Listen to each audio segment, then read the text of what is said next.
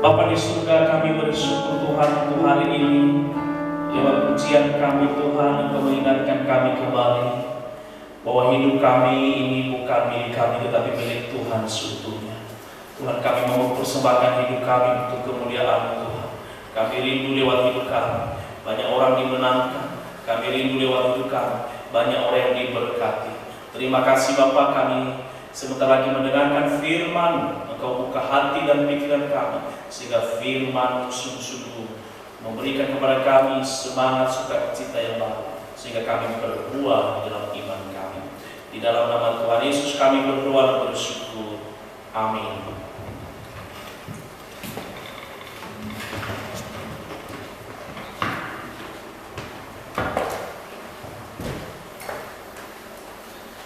Nah, Bapak Ibu yang dikasih oleh Tuhan, kita bersyukur jikalau pada hari ini kita bertemu kembali di dalam ibadah, walaupun kita terpisah secara fisik. Bapak Ibu ada di rumah dan kami ada di tempat ini, tapi kami percaya dan kita percaya bahwa karena kita di dalam Tuhan, maka kita ada di dalam Tuhan, kita satu di dalam Tuhan, itu maksudnya. Nah, saudara, hari ini kita membahas sebuah tema, yaitu satu di antara 99 di dalam Matius pasal 18 ayat 7 sampai 14. Saudara, saya akan bacakan, silahkan ikuti di dalam hati masing-masing. Celakalah dunia dengan segala penyesatannya. Memang penyesatan harus ada, tetapi celakalah orang yang mengadakannya. Jika tanganmu atau kakimu menyesatkan engkau, peggahlah dan buanglah itu, karena lebih baik bagimu masuk ke dalam hidup dengan tangan kudung atau timpang daripada dengan utuh kedua tangan dan kedua kakimu dicampakkan ke dalam api kekal. Dan jika matamu menyesatkan engkau, cungkilah dan buanglah itu, karena lebih baik bagimu masuk ke dalam hidup dengan bermata satu daripada dicampakkan ke dalam api neraka dengan bermata dua. Ingatlah, jangan menganggap rendah seorang dari anak-anak kecil ini, karena aku berkata kepadamu, ada malaikat mereka di sorga yang selalu memandang wajah Bapakku yang di sorga. Karena anak manusia ini adalah Tuhan Yesus, datang untuk menyelamatkan yang hilang.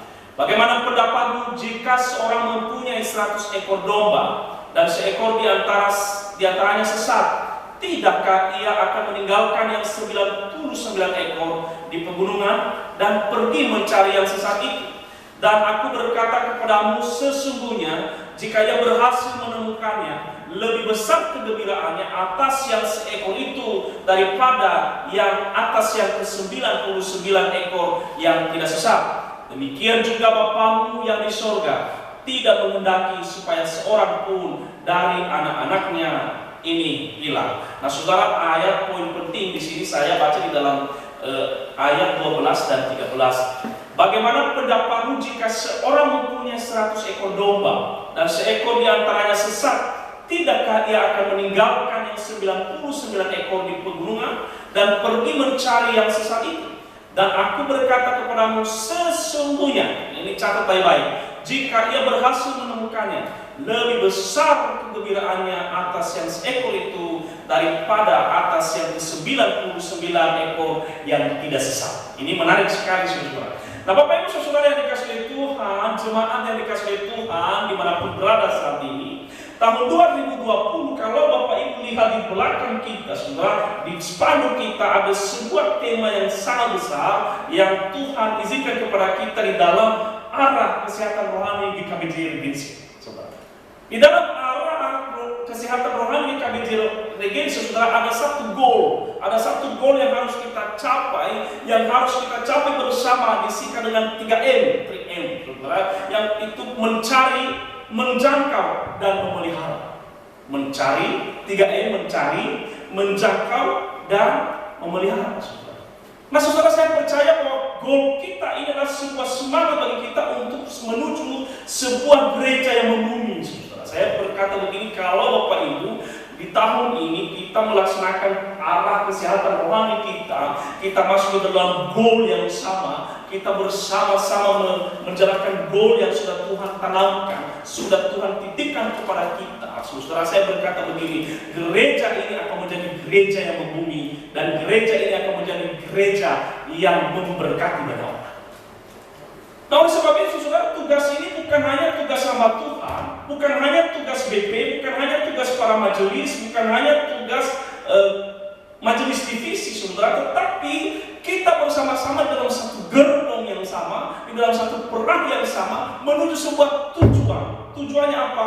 Goalnya mencari, menjangkau, dan memelihara. Nah, Bapak Ibu Saudara, berdasarkan tema kita pada hari ini, yaitu satu di antara 919, pertanyaannya siapa yang kita cari, dan siapa yang kita jangkau, dan siapa yang kita pelihara. Nah, saudara yang dikasihi Tuhan, berdasarkan tema ini, maka kita bisa berkata begini, bahwa yang kita cari adalah mereka yang terhilang, yang kita jangkau adalah mereka yang terhilang, dan yang kita pelihara adalah mereka yang sudah kita dapatkan dan sudah bersama-sama dengan kita.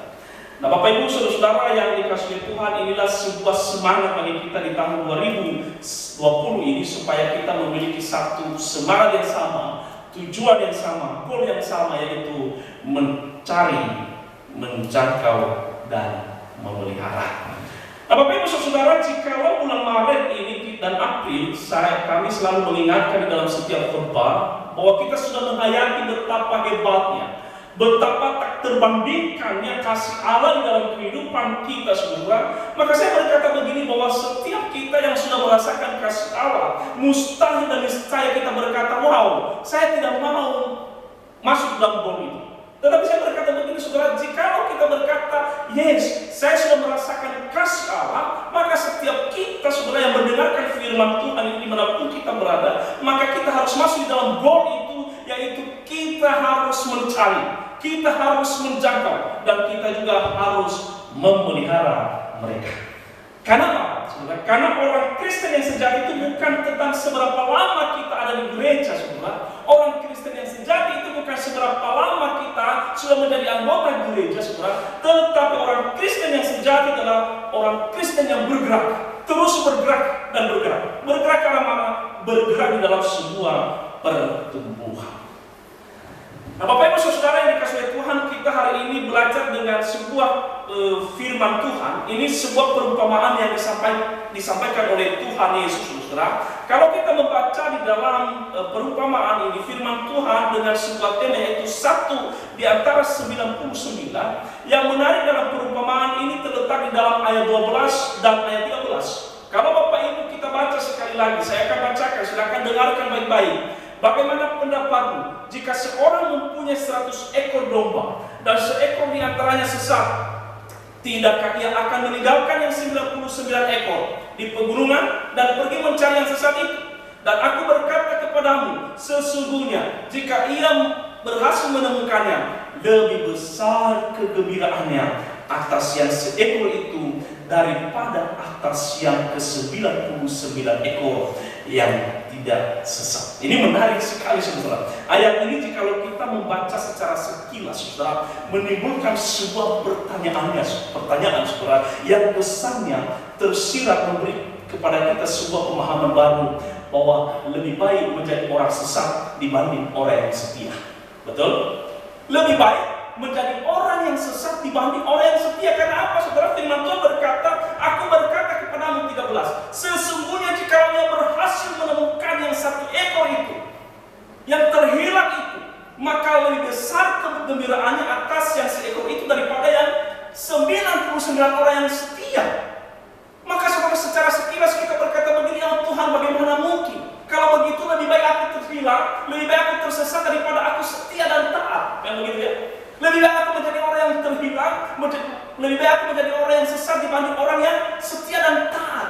Karena apa? Tuhan lebih mengasihi orang yang tidak setia dibanding orang yang taat. Ini firman Tuhan, kesan awal kita, saudara, kalau kita membaca secara sekilas. Tetapi saudara, kenapa saya berkata begitu? Perumpamaan ini yang terdapat dalam kedua ayat ini secara tegas, saudara, paling tidak menghubungkan kita, saudara, kepada sebuah perumpamaan yang lain. Kalau Bapak Ibu pernah membaca kisah anak yang hilang, anak bungsu? Saudara baca nanti dalam Lukas pasal 5 ayat 11 sampai 32. Bapak Ibu coba bayangkan saudara, si bungsu ini kalau lihat ceritanya, si bungsu ini meminta jatah kepada orang tuanya. Dia minta kepada bapaknya supaya harta dibagi dua. Hartanya dibagi dua. Yang sulung setengah, yang bungsu setengah. Yang bungsu saudara, yang bungsu ini lalu kemudian dia pergi, lalu kemudian bergaul dengan orang-orang yang tidak benar, lalu kemudian dia berfoya-foya, dia bermain judi di sana dan hidup seenaknya saja. Ini menarik sekali. Lalu apa yang terjadi? Firman Tuhan berkata saudara, ketika uangnya sudah tidak ada lagi, ketika hartanya sudah tidak ada lagi, maka anak bungsu ini pulang. Nah ini menarik sekali. Ketika dia pulang saudara, ini menarik. Ketika dia pulang, firman Tuhan berkata bahwa dari jauh ayahnya melihat dia. Lalu kemudian apa yang terjadi? Dia suruh orang-orangnya untuk menyiapkan jubah kepada anak bungsu ini. Lalu kemudian menyiapkan cincin. Dan yang menarik sekali, dia membuat pesta untuk anak bungsu yang hilang ini.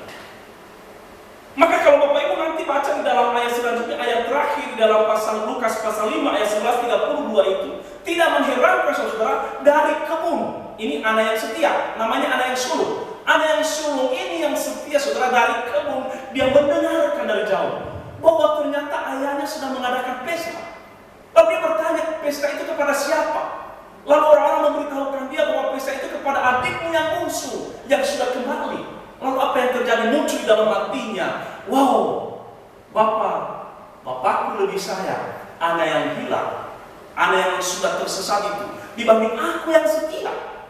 Wow, muncul di dalam dirinya rasa iri, rasa rendah diri, dan berkata, oh kalau begitu ayah itu tidak adil bagiku.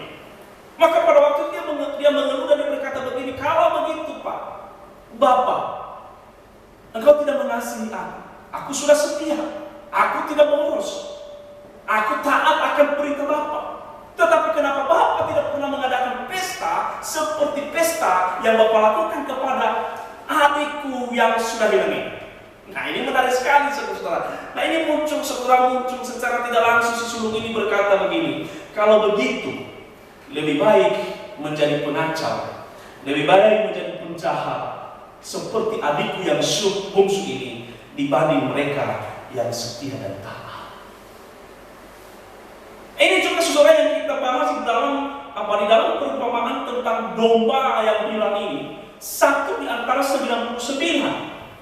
Seolah-olah saudara Tuhan lebih mengasihi mereka yang sudah terhilang dibanding kita yang setia. Oleh sebab itu secara sekilas kita berkata begini, yes, analogi manusia kita berkata begini, yes, lebih baik menjadi orang yang hilang dibanding orang yang setia. Lebih baik menjadi orang yang tersesat, menjadi penjahat dibanding orang yang setia. Untuk apa saya setia? Karena Tuhan sendiri saja. Firman Tuhan berkata, lebih bergembira dibanding mereka yang 99 hanya kepada satu orang yang kembali. Nah saudara, pertanyaannya saudara, apakah perikop ini bermaksud demikian atau tidak? Maka saudara, di dalam kekristenan kita saudara, ketika kita membaca Alkitab, kita tidak boleh membacanya saudara berdasarkan pikiran kita. Nah Bapak Ibu, apakah perikop ini sedang mengajarkan kepada kita bahwa Allah mengasihi yang tersesat? Apakah Allah mengasihi yang terhilang dibanding mereka yang setia? Kalau saudara kita baca sekilas, maka saya berkata begini, lebih kita tidak setia dibanding kita setia. Karena anak mengasihi kita yang tidak setia dibanding kita yang setia. Tetapi saudara-saudara yang dikasihi Tuhan, kalau kita memahami ayat firman Tuhan ini dengan benar dan jelas, supaya kita lebih memahami maksud dari perumpamaan ini saudara, maka saya mengajak setiap kita yang mendengarkan firman Tuhan ini supaya kita tidak terjebak di dalam pemahaman yang salah, supaya kita membaca berdasarkan analogi, supaya kita tidak membaca berdasarkan analogi kita manusia. Maka saudara, perikop ini kita harus baca berdasarkan pikiran Allah. Ini menarik sekali. Kalau kita baca berdasarkan pikiran manusia, maka kita berkata, yes, lebih baik orang orang yang sesat dibanding orang yang taat. Lebih baik aku tersesat dibanding aku menjadi taat kepada Tuhan.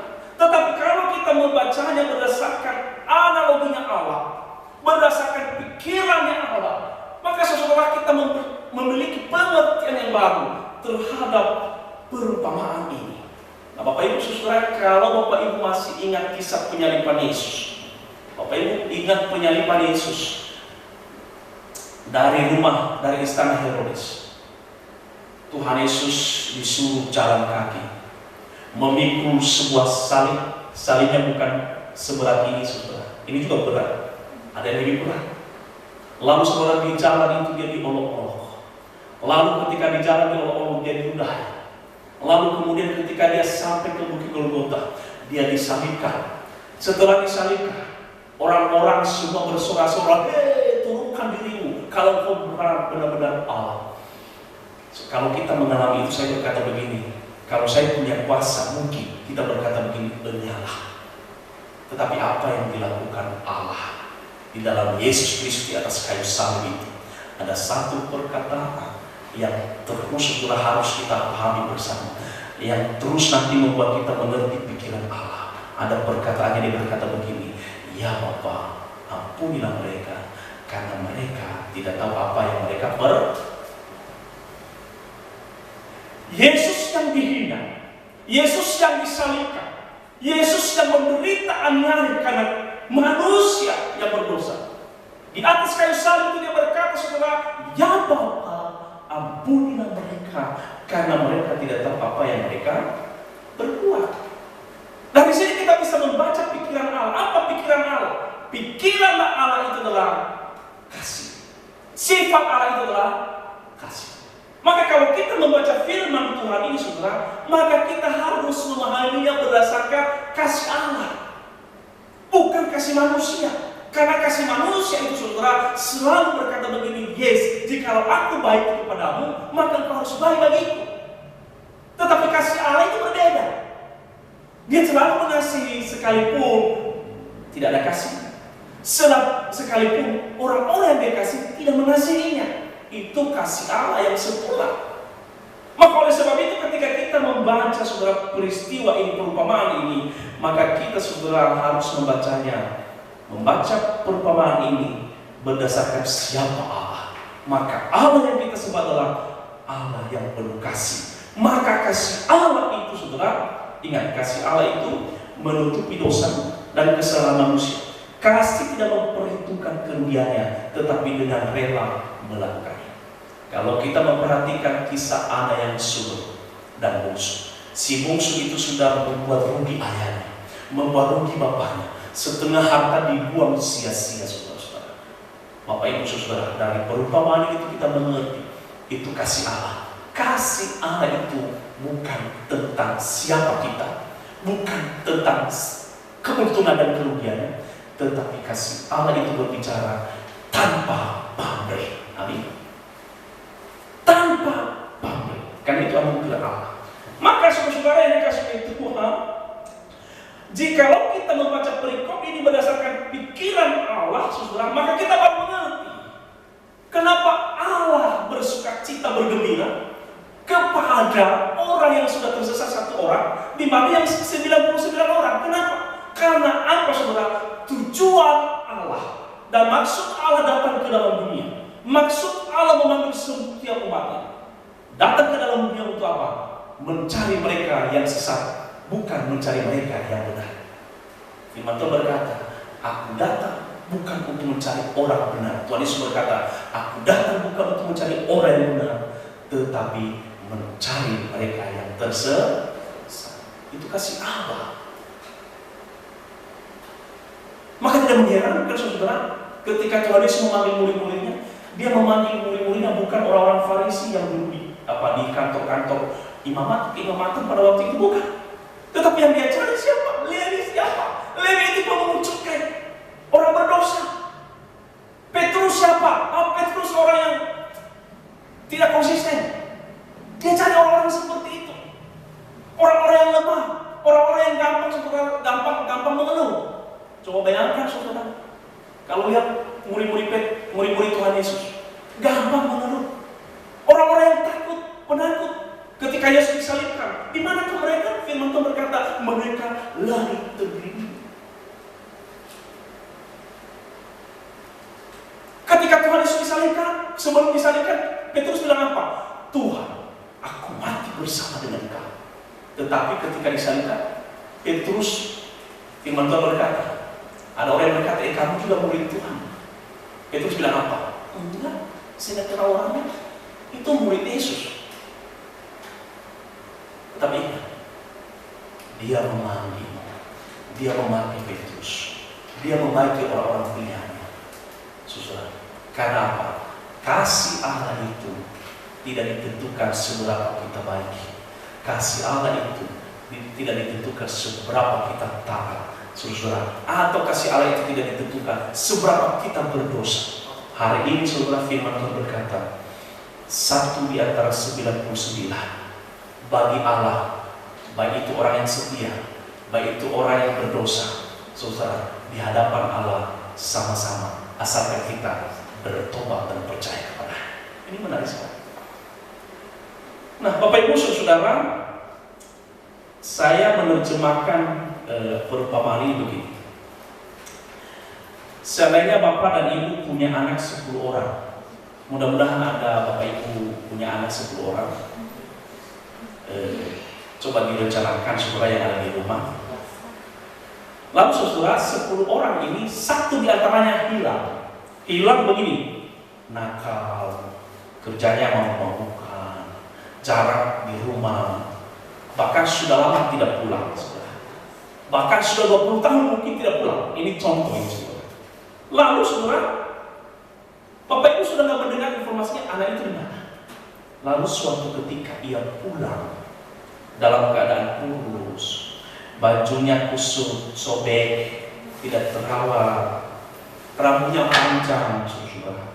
Saya berkata begini, Bapak Ibu yang punya kasih, kira-kira ketika anak itu Bapak Ibu lihat dari jauh, apakah Bapak Ibu menolak anak yang pulang itu, yang sudah hilang itu? Bapak Ibu membuang, bahkan menutup pintu? Saya berkata tidak. Saya berkata begini, apalagi ibu-ibu, wanita yang dekat dengan anak yang dikasihi, itu yang pertama kali keluar dan dia datang memeluk anaknya yang sudah hilang itu. Dia berkata, yes nak, hari ini nak, kamu bersama-sama dengan aku. Nah, bapaknya juga ikut bersama-sama. Dan saya berkata begini, saudara, pada saat itu saya percaya Bapak Ibu ketika melihat anak yang sudah hilang itu dengan rambutnya yang panjang, Bapak Ibu pasti membawanya ke tukang potong, tukang pangkas rambut. Terus kemudian saudara bukan tukang potong ini. Lalu kemudian saudara, ketika lihat bajunya yang sudah kusut, Bapak Ibu apa yang Bapak Ibu lakukan? Bapak Ibu pasti membawanya, mengajarnya jalan-jalan ke mall, membeli baju. Nah, pilih sepatu yang bagus, pilih baju yang bagus, yang termahal. Aku berikan untukmu. Itu apa? Kenapa Bapak Ibu melakukan itu? Itu sebuah kegembiraan karena anak yang hilang. Sebuah kegembiraan karena anak kita sudah hilang. Kembali lagi saudara, maka masuk kegembiraan Tuhan yang dimasukkan Tuhan di sini adalah kegembiraan yang penuh sukacita. Artinya saudara, bahwa orang-orang yang berdosa itu, orang-orang yang sudah hilang itu, ketika kembali Tuhan juga mengasihi mereka.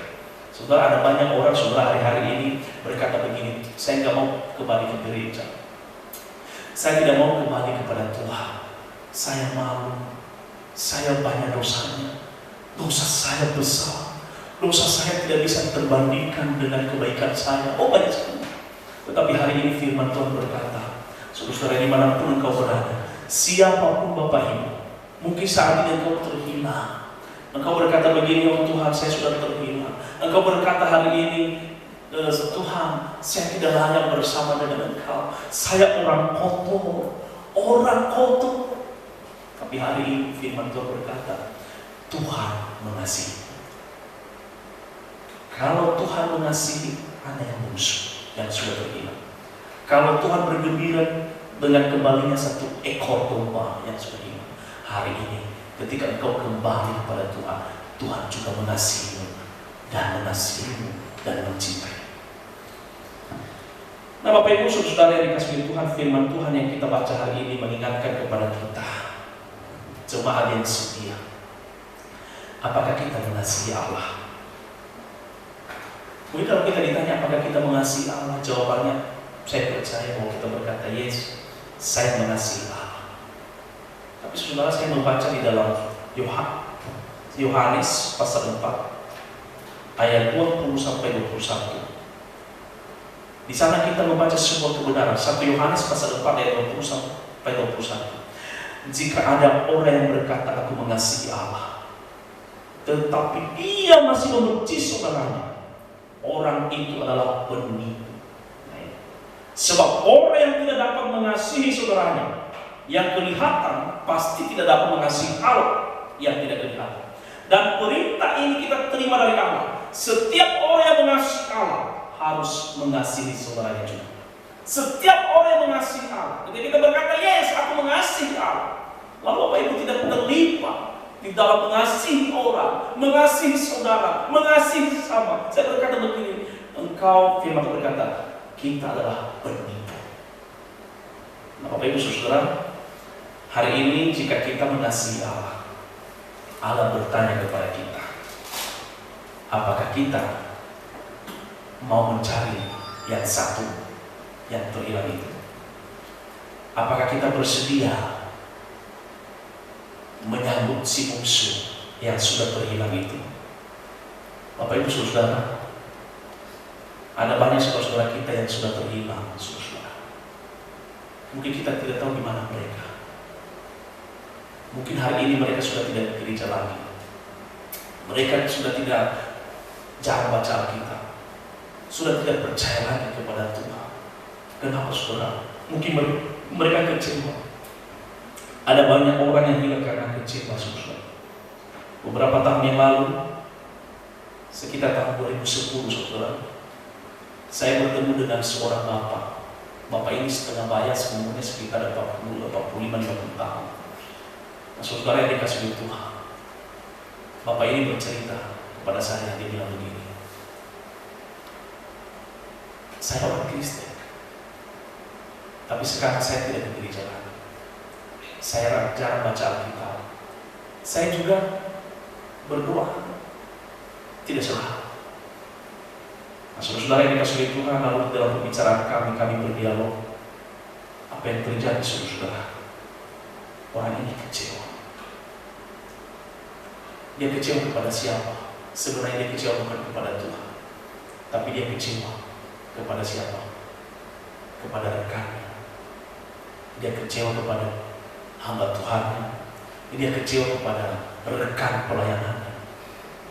Karena bapak ini saudara pernah diangkat menjadi seorang PDP. Kita nggak ada PDP di sini. PDP itu artinya pendeta pembantu. PDP. Nah, saudara, kita nggak ada di sini. Tapi dia kecewa. Dia berkata begini, saya tidak di gereja gara-gara dia. Wow, ini tugas kita saudara. Bapak Ibu saudara, selain itu ada banyak orang yang saudara hari ini terjerumus di dalam hal-hal yang kurang baik. Bapak Ibu saudara, hari-hari ini juga kalau kita lihat siapa mereka yang terhilang. Yang terhilang itu adalah mereka yang datang ke gereja saudara bukan untuk memuji Tuhan. Ada banyak orang. Bahkan kalau kita lihat sekarang saudara, ada banyak saudara orang-orang yang mungkin saat ini sedang sendiri, nggak ada teman, nggak ada sahabat. Maka saudara, kita dipanggil untuk menjadi sahabat bagi mereka. Bapak Ibu terpanggil untuk menjadi sahabat bagi mereka. Mari kita berdoa untuk mereka, berdoa untuk kehidupan mereka, berdoa untuk kebaikan mereka, dan terlebih lagi, mari kita membangun persahabatan kepada mereka. Siapa mereka? Ada di mana mereka?